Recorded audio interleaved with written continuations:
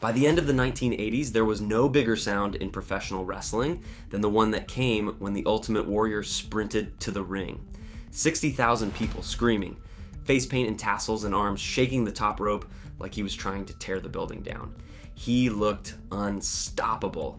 He looked like the future. Vince McMahon looked at him and saw the next 20 years of his company. But there was one man in that locker room who looked at the exact same thing and saw something completely different.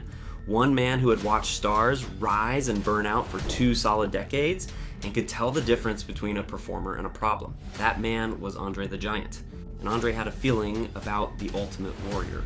Not about whether he could draw money, because anyone could see that he could. Not about whether the fans loved him, because the noise answered that question every single night. Andre's concern was about something deeper and harder to explain. It was about the way Warrior carried himself, the way he worked, the way he treated the men he shared a ring with, and the business that had handed him everything. Andre looked at all of it and quietly came to a conclusion that the rest of the company would spend the next several years refusing to accept. Nobody wanted to hear it. The Warrior was a money machine. He was selling tickets and shirts and lunchboxes by the truckload.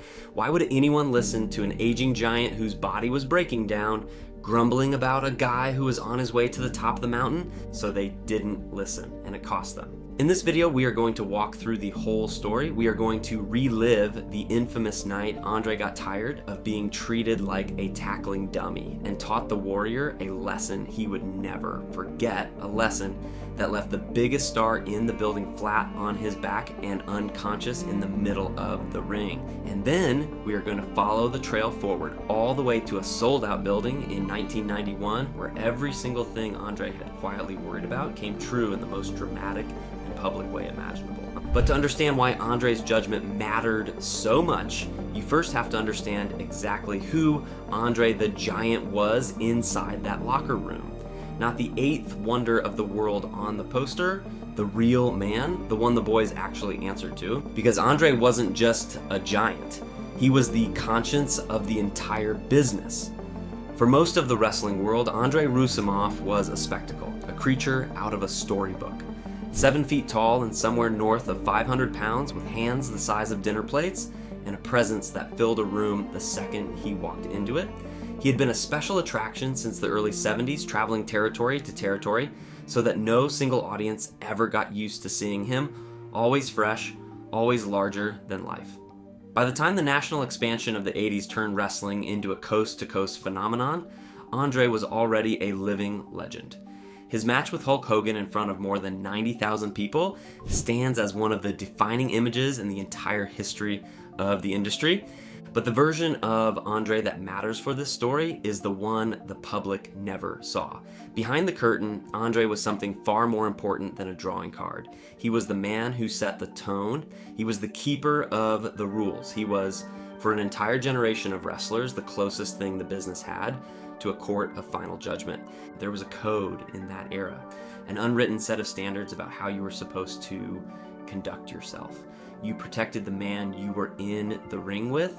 You did not hurt people unnecessarily. You did not get a big head. You paid your dues. You respected the men who came before you, and you respected the art form itself, the strange and demanding craft of making a worked fight look and feel real while keeping everyone safe. And the man who enforced that code more than any promoter, more than any agent, more than any champion was Andre the Giant. If a young wrestler was getting too full of himself, Andre had a way of handling it. If somebody was working too rough and hurting people, Andre had a way of handling that too. The stories are well documented. There was a young, talented heavyweight in the late 80s who worked stiff and rubbed people the wrong way. And after a single match with Andre, the man reportedly walked straight into the dressing room, packed his bags, and quit the company on the spot. Andre never had to raise his voice to make these things happen. He didn't have to. Everyone understood that if you crossed a certain line, the Giant would be the one to deal with you, and there was nothing on earth you could do about it once he decided. That is the crucial thing to understand. Andre's opinion of a wrestler wasn't just gossip. It wasn't locker room chatter. When Andre formed a judgment about a man's character, it functioned almost like a verdict, because Andre had seen everyone. He had worked with the legends of 3 different decades. He had watched humble kids turn into monsters when fame hit them, and he had watched cocky kids get humbled and become great. He had an eye for it. He knew the difference between a guy who was rough because he was still learning and a guy who was rough because he simply did not care. He knew the difference between confidence and contempt. And Andre also had standards that went beyond the ring. He valued professionalism above almost everything. He had little patience for people he considered unreliable or arrogant or careless. He famously had no tolerance for certain habits and shortcuts that were creeping into the business in that era, the chemical shortcuts that were changing the way bodies looked and the way men behaved. He had a deep respect for hard work and an instinctive distaste for anyone who acted like the rules did not apply to them. So when this giant, this veteran, this living institution looked across the locker room at the hottest new act in the company and felt something was off, that was not a small thing. That was a man whose entire career had trained him to read people, delivering a quiet, careful read. The problem was that the act he was reading happened to be the most exciting thing wrestling had produced in years.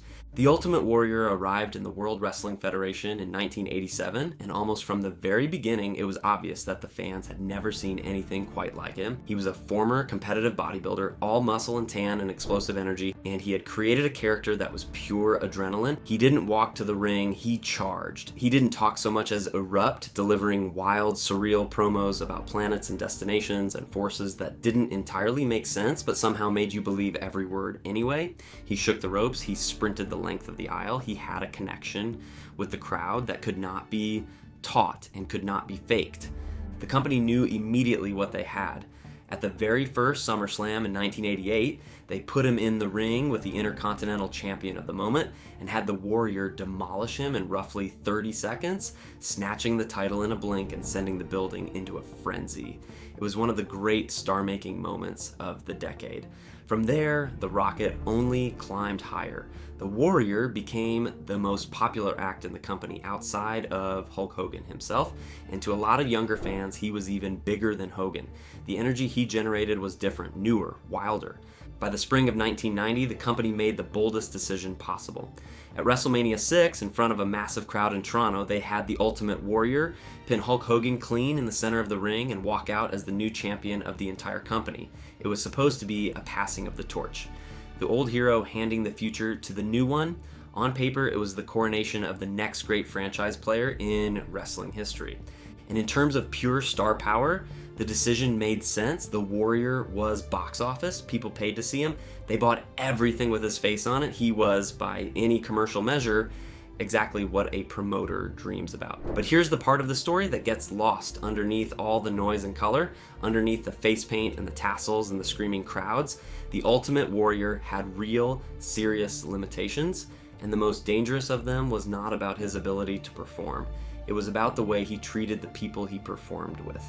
The Warrior was a notoriously stiff worker. In the language of the business, stiff means you hit too hard. You don't pull your strikes, you don't protect your opponent, your punches land like real punches, your clotheslines nearly take a man's head off. And no matter how many times the veterans told him to ease up, the Warrior kept doing it. It was almost as if he believed that hitting harder made it more real, more intense, more him. He had a hard-hitting style, and he stuck to it stubbornly, regardless of who was on the other end of it, and regardless of how often he was asked to tone it down. For a healthy young wrestler, getting clubbed a little too hard is one thing. Uncomfortable but survivable, but the company didn't just put the Warrior in with healthy young wrestlers.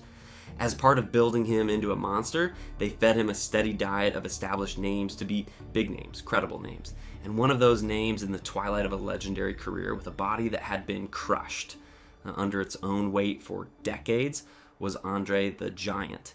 This is where the two stories collide. By 1989, Andre's health was in genuine decline. The same condition that had made him a giant had been slowly destroying him for years. His back was a wreck, his knees were shot, standing was hard, moving was harder. He was kept around because he was Andre, because his name still meant something, and his presence still drew, and because, like the loyal professional he had always been, he was willing to do the most important and least glamorous job in wrestling. He was willing to lose, he was willing to use the last drops of his legend to help build up someone new. So the company set him against the Ultimate Warrior. And on the house show circuit, night after night, town after town, Andre the Giant went out and put the Warrior over. Their matches were short, designed to protect Andre's body, often nothing more than quick wins for the young star to pad his record and his aura by across that run, frequently in untelevised arenas where the only people who ever knew what happened were the fans in the seats and the men in the back. Andre did his job. That was who he was. He understood exactly what was being asked of him and why, and he carried it out like the professional he had been for his entire life. He was using the very last of himself to elevate the future of the company. And how did the future of the company repay him? By hitting him as hard as he hit everyone else. Yeah. Night after night, the Warrior would come off the ropes and deliver that clothesline, his signature running lariat, and night after night, he laid it in stiff.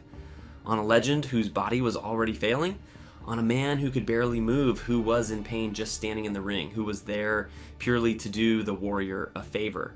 The Warrior did not dial it back. He did not show the Giant the kind of courtesy that the moment demanded. He just kept hitting the same way he hit everyone, as if the rules of respect that governed the locker room simply did not apply to him. And Andre noticed. Of course he noticed. Every single shot he noticed. For a while, the Giant absorbed it. He was a professional, and professionals eat a lot of things they would rather not eat. The longtime company executive Bruce Pritchard, who had a front row seat to all of it, later explained the dynamic in a way that cuts right to the bone. Andre, he said, could work with just about anybody on earth if he liked them and wanted to. The man was a master. He could make a broomstick look like $1 million if he felt like it. The trouble with the longer matches against the Warrior was that the Warrior worked at a frantic breakneck pace and laid everything in stiff, and he would not stop. Andre would try to slow him down. Andre would try to get him to relax, to breathe, to work smart instead of just hard. And the Warrior would ignore him and keep going a mile a minute after match. According to Pritchard, when that kept happening, Andre simply had a way of dealing with it. That phrase, a way of dealing with it, is one of the great understatements in wrestling history, because Andre the Giant was also the enforcer of the code. He was the man who, for 20 years, had been the one to remind people where the lines were. And there is only so long that a man like that will let himself be treated like a tackling dummy by someone who hasn't earned the right.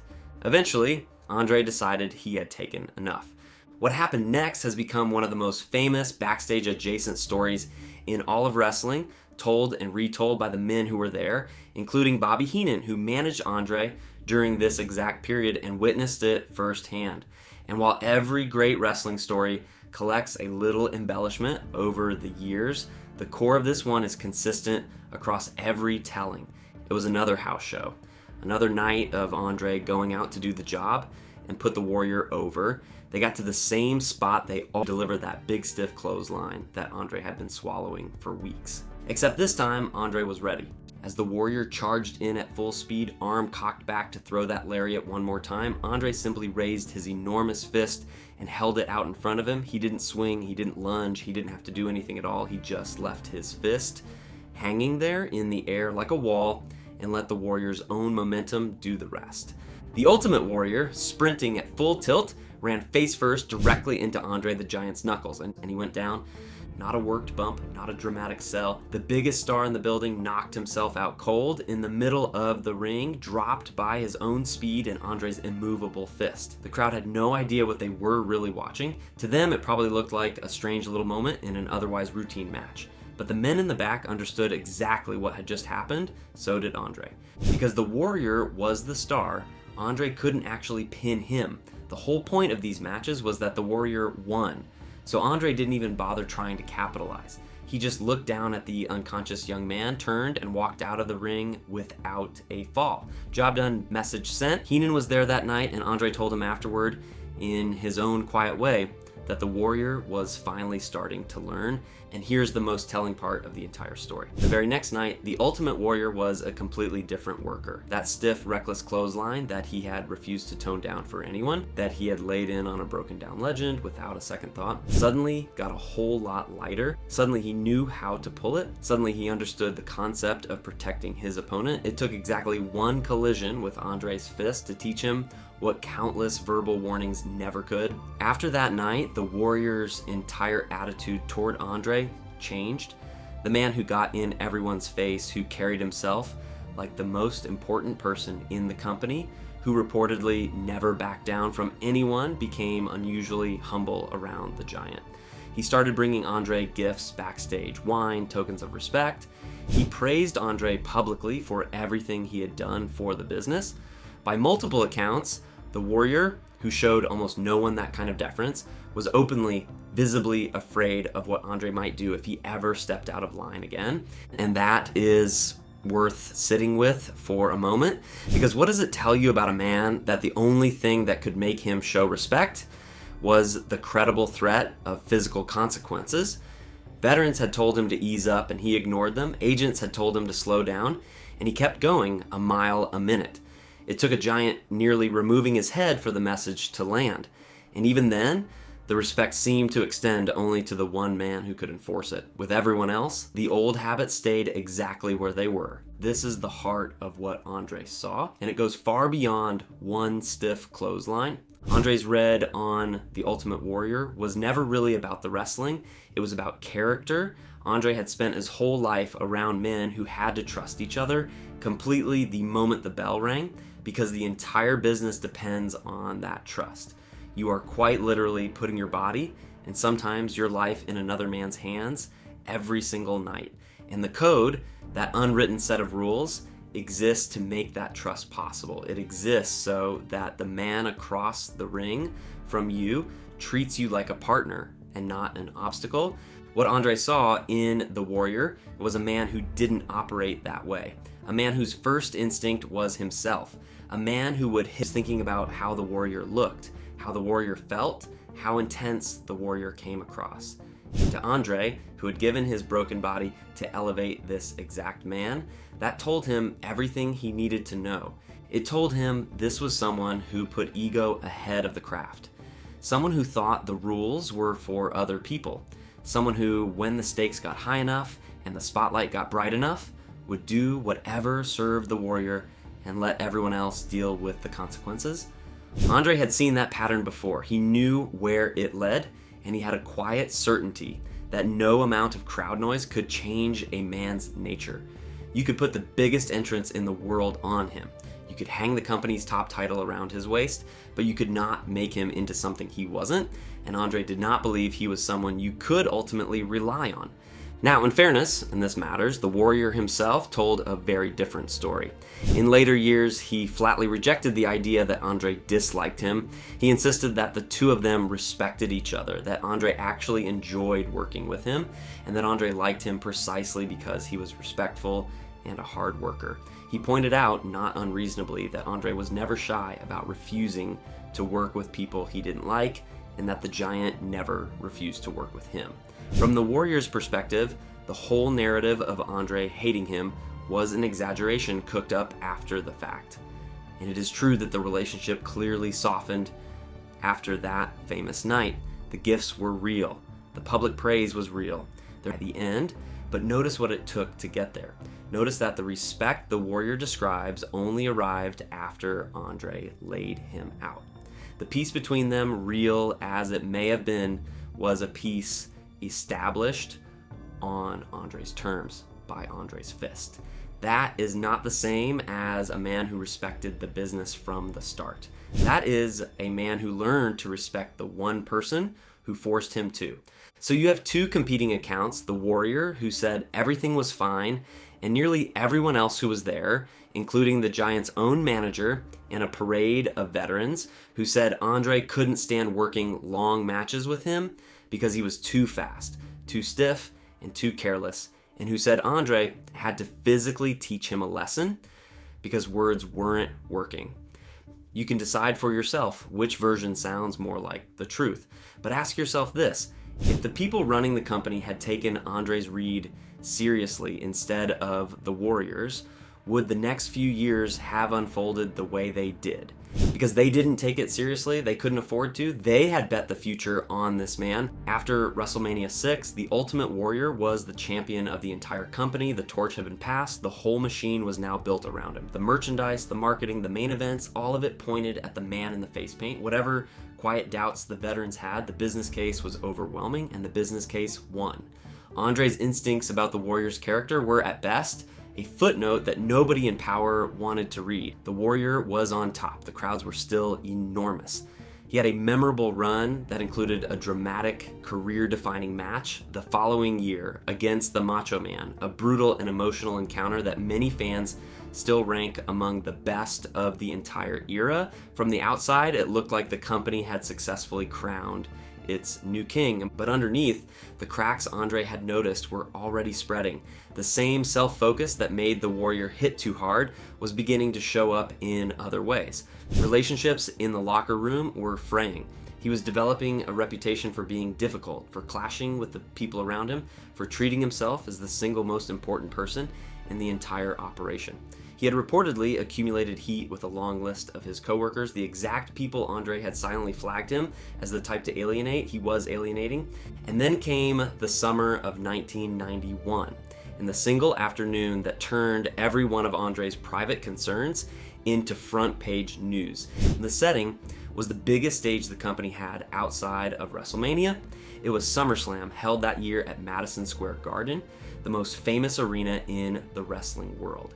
The building was sold out. The card was stacked. The Warrior was set to compete in the main event, teaming with Hulk Hogan in a marquee match that the entire show was built around. Production trucks were parked, talent had arrived, tens of thousands of fans were filing in, everything was in motion, and behind the curtain, a slow-burning crisis had been building for weeks, and it was about to detonate.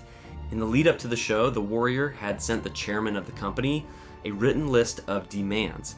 He wanted a large sum of additional money, reportedly in the neighborhood of $500,000. He wanted a guaranteed contract going forward. He wanted a set schedule and a bigger cut of the merchandise that carried his name. And his reasoning, the thing that sat underneath all of it, was that he believed he was just as important to the company as Hulk Hogan, if not more so, and deserved to be paid and treated accordingly. Now, a wrestler wanting more money is not a crime. Plenty of stars have pushed for better deals, but it was the way the Warrior chose to push that revealed exactly the man Andre had warned about. Because the Warrior didn't just ask, he attached a threat.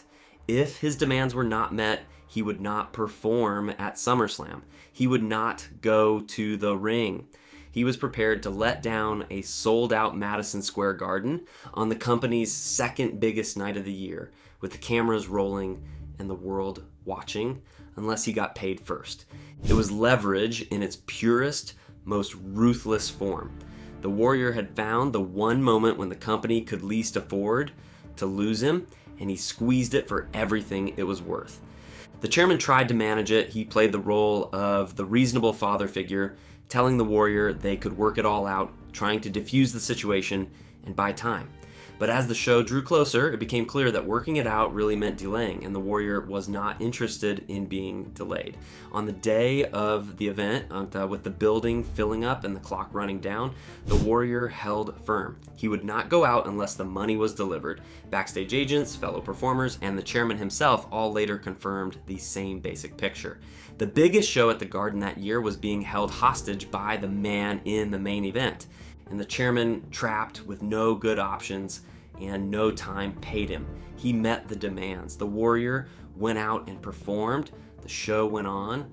The fans never knew that the spectacle they were cheering had nearly not happened at all. But the chairman of a company does not forget a thing like that. He may have paid the ransom in the moment, but he had already decided how the story would end. The Warrior had used the worst possible leverage at the worst possible time. And in doing so, he had shown the most powerful man in the business that he could not be trusted. So the chairman did what powerful men do. He waited until the leverage was gone, and then he struck. The very moment the Warrior walked through the curtain after that match with the demands met and the job done, he was handed a letter. The letter informed him that he was suspended, effective immediately, and the language inside it was blunt and damning.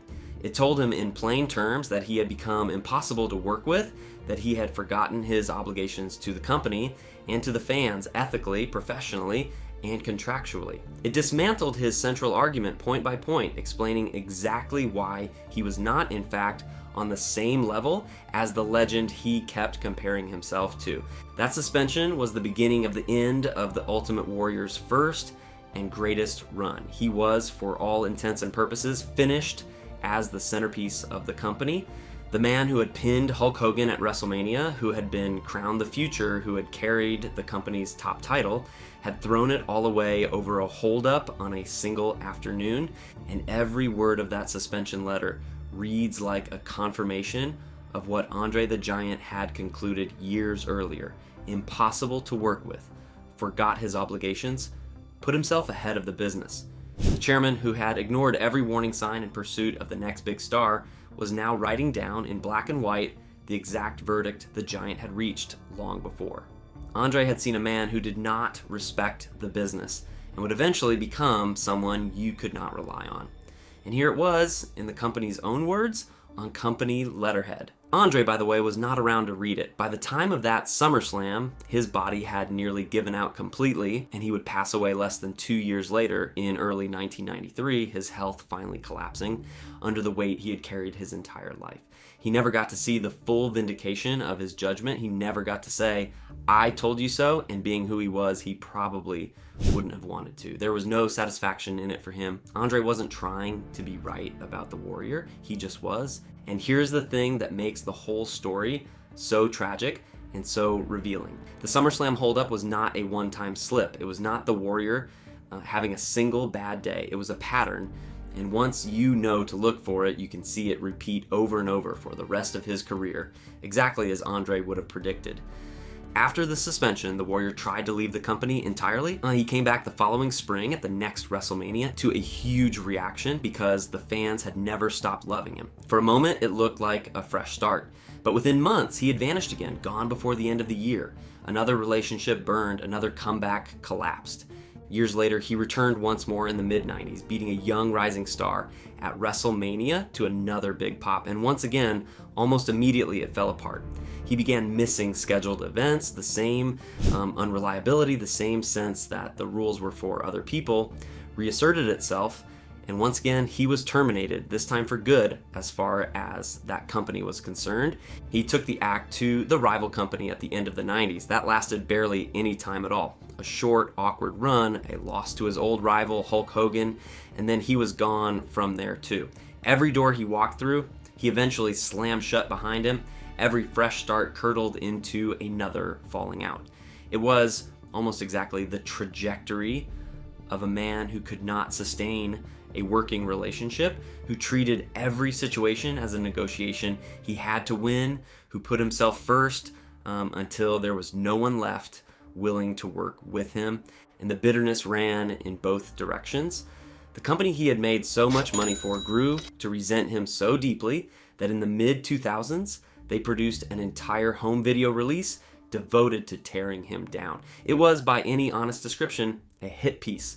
It rounded up wrestlers and agents and executives to mock his in-ring ability, his promos, his personality, and his sanity, with a heavy focus on the SummerSlam holdup as proof of how greedy and unprofessional he had been. They even put the verdict right there in the title, framing his entire career as an act of self-destruction. The Warrior, who refused to take part, was so wounded and angered by it that he sued the company for defamation. The case was eventually settled, but the damage was done.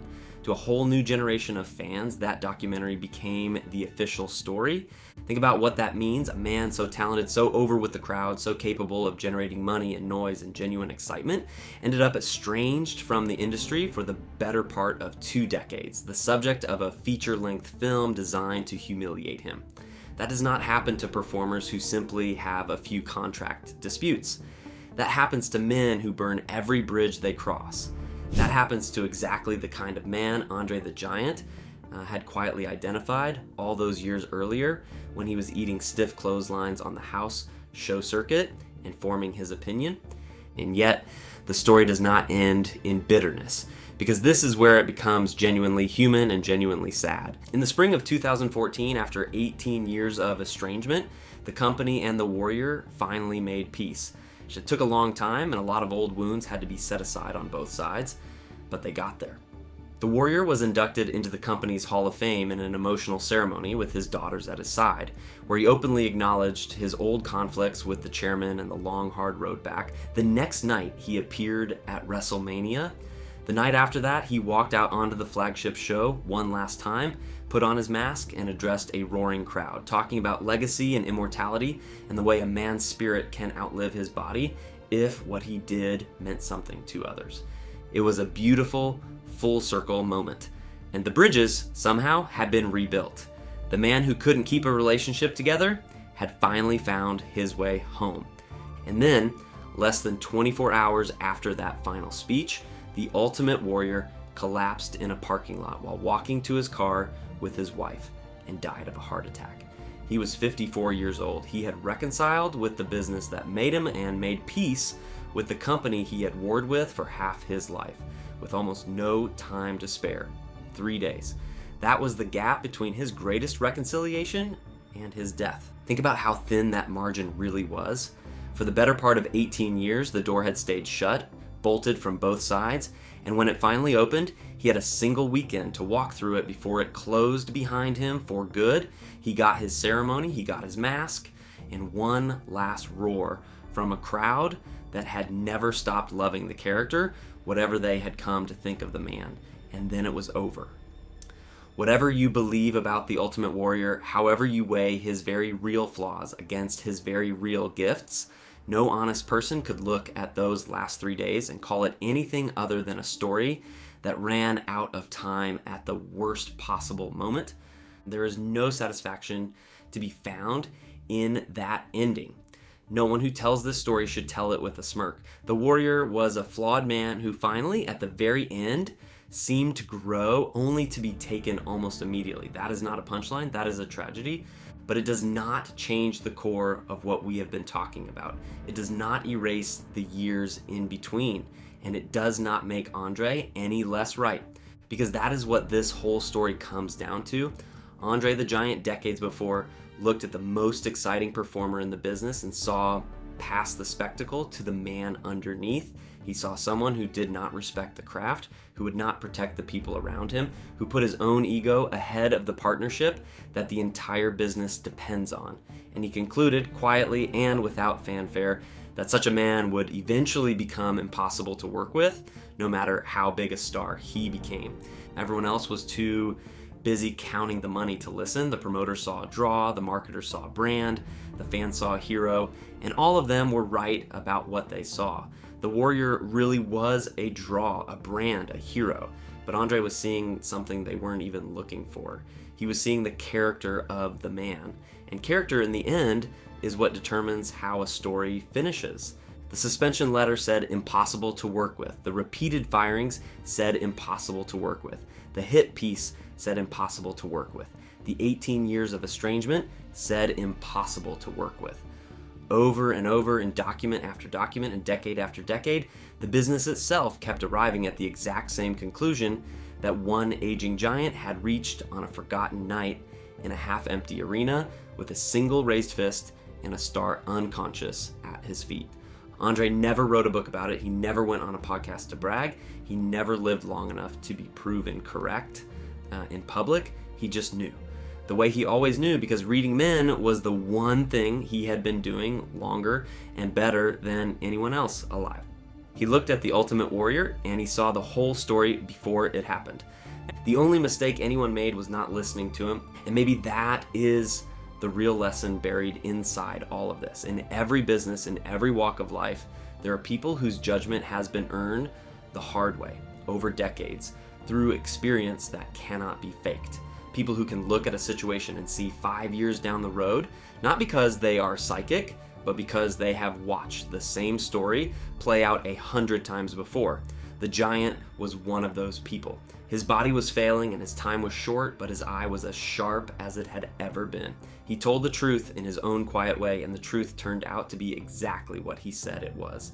And by the time the proof finally arrived, in suspension letters and firings and a documentary built from the ground up to bury the man, the one person who had seen all of it coming was already gone, laid to rest before the very first of his quiet predictions ever played out on a pay-per-view stage.